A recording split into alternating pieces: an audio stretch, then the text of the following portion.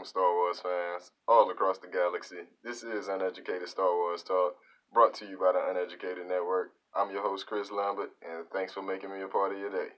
Now, it's a great time to be a Star Wars fan, as always, but now more than any time, it's a great time to be a Star Wars fan because we got a lot of stuff going on, and as always, I'm here to give y'all the news and break down how I feel about it.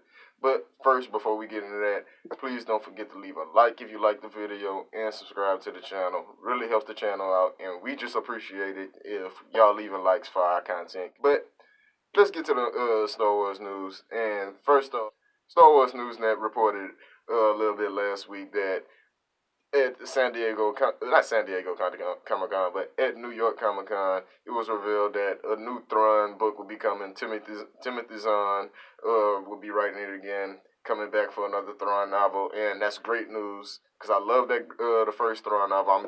Thrawn is one of my favorite characters, and want to see him more developed. Want to get a lot more stories of him. Rumor has it that it's going to be Thrawn and Vader story with a team up with those two, and I'm so interested to see that after the book, the last Thrawn book, it gave some hints that Thrawn might know who Vader actually is because he did meet Anakin in the Clone Wars from the book that they say.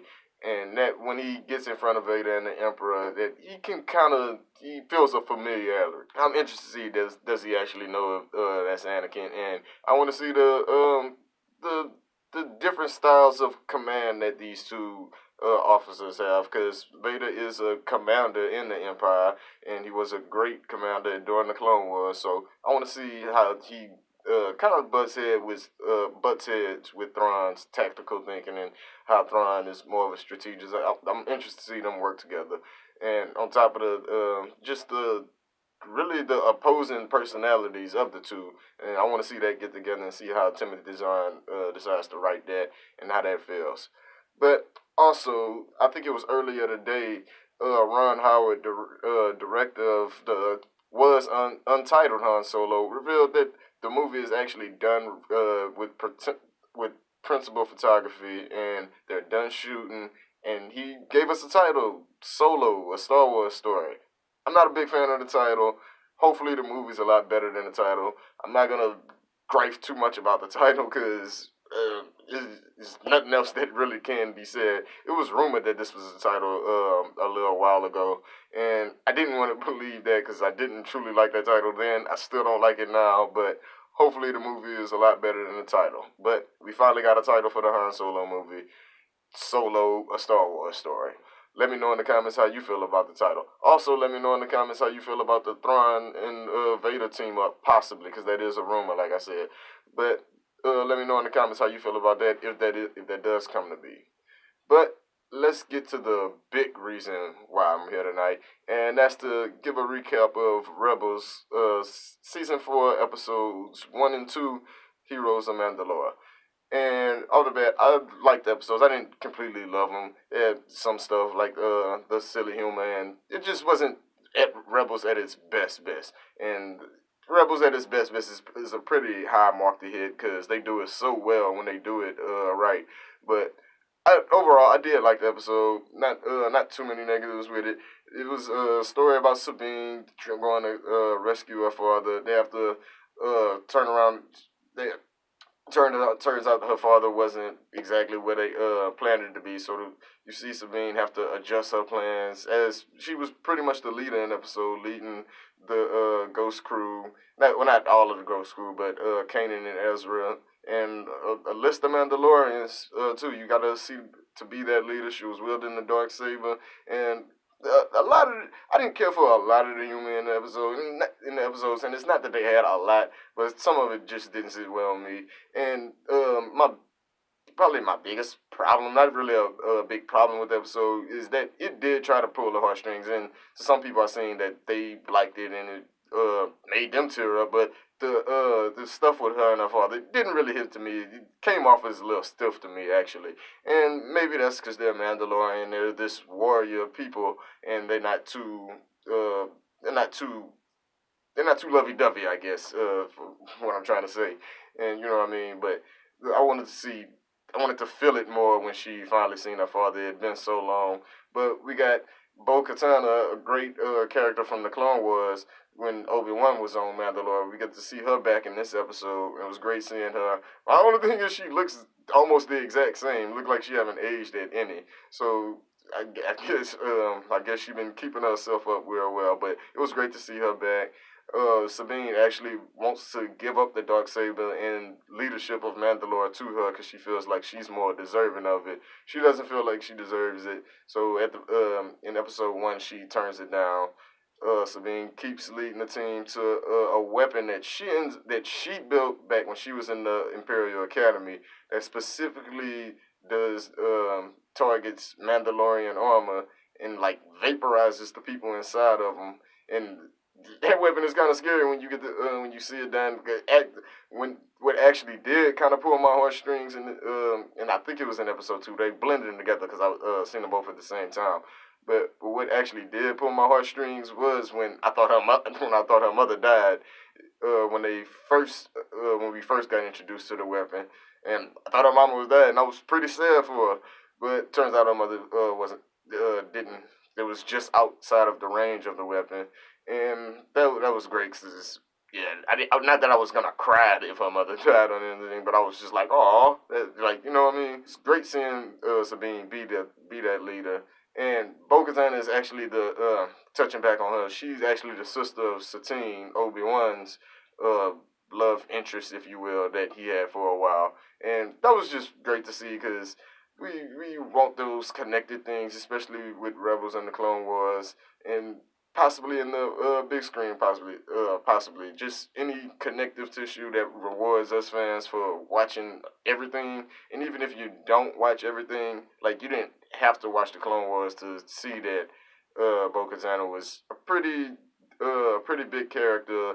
By the way she get introduced, and by the way everybody acted around her, her attitudes towards her. Like you can tell she's a big player in the Mandalore culture, and that's another thing I wanted to touch on. We got a little glimpse more into the Mandalorian culture and their different clans, and they touched a little bit on their history, and it's basically what we thought. They're warrior people who do a lot of fighting, and they're just a lot of warriors. The great thing to me was when they was talking about the armor, when Ezra told them just get some new armor, and everybody, all the Mandalorians' reaction, it was like what or whatever. They like they didn't like that too much, and that was great to me. And to hear Sabine kind of not really break down the history of the armor, but tell Ezra what their Mandalorian armor means to them, and how it's ingrained in their culture that's who Mandalorians are, and that was a great glimpse into to the Mandalorian culture because I've never been too big of a fan of like I never disliked the Mandalorians. It's just they never really caught my they I never really wanted to dive too deep into them, but just getting it through Rebels and stuff like this, it was great, and I'm more interested now. I want to see about the Mandalorian and Jedi War, or the old Mandalorian Civil Wars, or all that now. I'm more interested in that now because of uh, Sabine's telling about the armor and what all they've been through, and even the stories about the other Mandalorians talking about just they past wars and how they planet is basically dead now. The grass don't grow how it used to and stuff like that. So the Mandalorians been through a lot. They had a lot of fighting, and I want to get a couple more stories about that. And just give me a couple more because it seems a little bit more interesting now. But to wrap it up, it was like I say, 2 great episodes. If you haven't checked them out, check them out. They had 2 cameos, one of Hera, which was great to see because we get a little interaction between her and Kanan, and you can tell that they're hinting at their relationship, that that Kanan wants to pay more attention to and not really pay as much attention to the rebellion. And it was nice to hear when she calls them assets, and Kanan's reaction to that. He was like, assets? That's just what we are? And that was great because you get to see how he kind of feels about the rebellion. And you can see that Hera's heart is in the right place with the rebellion, trying to get the galaxy free. But you can see Kanan not in his feelings, but you can see that he's more concerned about them. And you can see both points of view because both parties are right. And we got a little hint at that. It didn't go too deep into it, and I'd love to see that. I want to see them dive more into that as the season progresses. But we also got a cameo from my boy Thrawn. He oversees the Mandalorian killer weapon, and he wants to increase the range on it to have it more effective. So he tells I can't remember right now who's the actual Mandalorian guy who's in charge with who's an Imperial sympathizer right now, but he tells him basically capture Sabine and get her to fix it so to make it more effective. So he tries that. Doesn't necessarily work. Of course, I didn't think they would kill somebody off in the first episode, but Sabine and Kanan and them get out of it, destroy the weapon so it's no longer good. She ends up turning it on the stormtroopers to instead of targeting the Mandalorian army, she does it for the stormtroopers. And we get some great dialogue between Bo-Katan and Sabine when Bo-Katan is basically telling her not how to fight, but basically don't become the enemy that you're trying to defeat by using their methods. Don't stoop down to their level. Like if you're gonna fight them on your terms. Don't stoop down to their level because at that point you'll be no better than them. Well, that's really it. Like I said, great episode. Really loved it.